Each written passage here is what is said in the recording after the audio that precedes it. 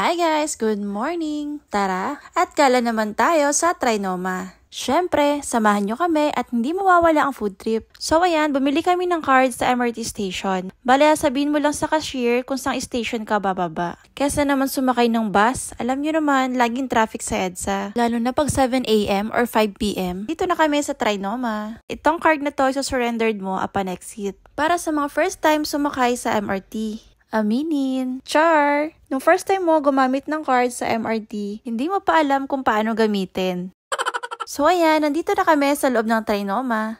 Actually guys, kaya nandito kami sa Trinoma, balak namin magtingin ng black shoes para sa kanya. Meron pala silang pabazar dito sa Trinoma, dito yan sa first floor. Ayan, magtingin-tingin daw kami ng mga damit dito sa bazaar. Napahinto kami dito sa Unique Clothing. Ito ang price ng square pants nila. Wala akong balak bumili at nagtingin-ting lang din ako. Eto guys, may nahanap yung sister ko na pants, bagay ko daw. Pero dahil nagustuhan ko tong pants na to at komportable sa katawan, napabili tuloy ng di oras. Buti na lang, hindi ganun kamahal yung pants nila. Kung hindi ko talaga bibilihin yan kahit nagustuhan ko pa. Pagkagaling namin sa baba, dumiretso kami dito sa second floor. At napansin namin tong avocadoria na parang mango graham lang. Meron silang avocado shake at ang bestseller nila itong avocado lover. Meron din pala silang cake, Sans Rival, ice cream cheesecake, Senorita, inipit, all avocado flavor. Ayan guys, nire-refill lang ni madam para itong sa ice cream. Ano nga ba ang lasa at must try kaya? Ang in-order ko guys sa isang 8-ounce avocado lover na may soft served ice cream layered with homemade cream biscuits, tapioca pearls, top of chunks of avocado, bits of almond, and a dash of healthy flax and chia seeds. Tikman na natin! Masarap. In fairness, hindi ganun katamis guys.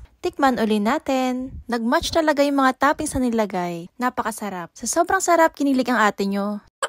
Yung sister ko, bumili ng shawarma. Ang ending ako din ang kumain. Char lang. So ayun, nandito kami ngayon sa Rusty Lopez. Dito yung sa second floor, sa loob ng Landmark. Pagdating sa black shoes, ang dami yung magiging choices dito. Iba't ibang brand ba naman ng black shoes mga display nila. Ito talaga ang pinunta namin dito sa Trinoma para magtingin ng black shoes ng sister ko.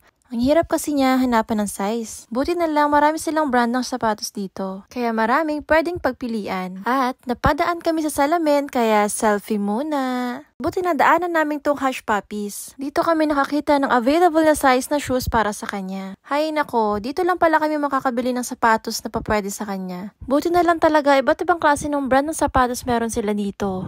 Grabe kasi, nakailang tingin kami ng sapatos kasi kung ano sapatos ang nagustuhan niya, yun naman ang di available ng size. Kaya buti na lang talaga may Hush Puppies dito sa Landmark. Kung di ako nagkakamali, US size sila. Dito na kami sa counter. Sabi ko sa kahera, utang muna at bukas na lang bayaran.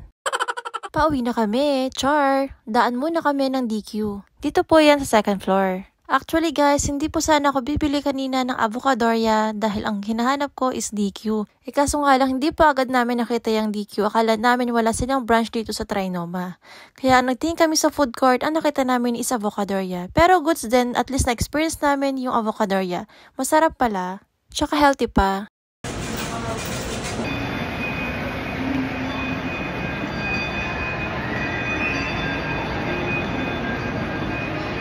Etong DQ na in-order ko, hati kami ng sister ko. Tara, libot muna.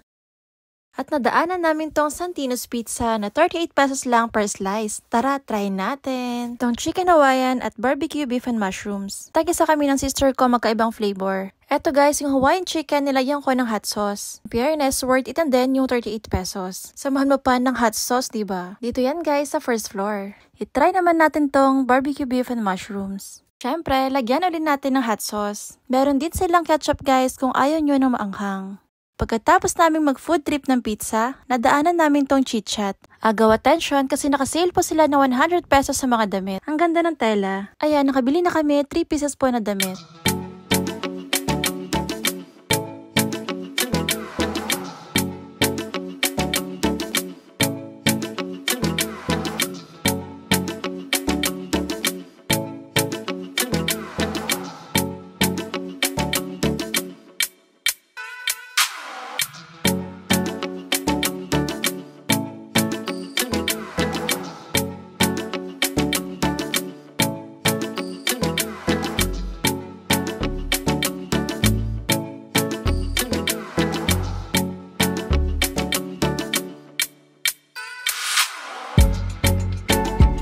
uwian time. Happy ka, te? Bili muna kami ng cards sa cashier. Tap na ulit natin. Hay nako, buti wala kaming masyadong kasabay na nag-aabang na pasakay ng MRT. Syempre, para makaupo tayo, ang hirap kasi pag standing ovation. At bago kami umuwi, kain muna kami dito sa Chowking. Bali, regular na chow fan lang in order namin guys. Worth 50 pesos per order. Bago kami pumasok sa Chowking, ay may nakita kami nagbebenta ng barbecue sa labas. Kaya regular chow fan na lang in order namin sa Chowking. Bagay na bagay itong barbecue sa fried rice. Samahan pa ng masarap na suka sa barbecue.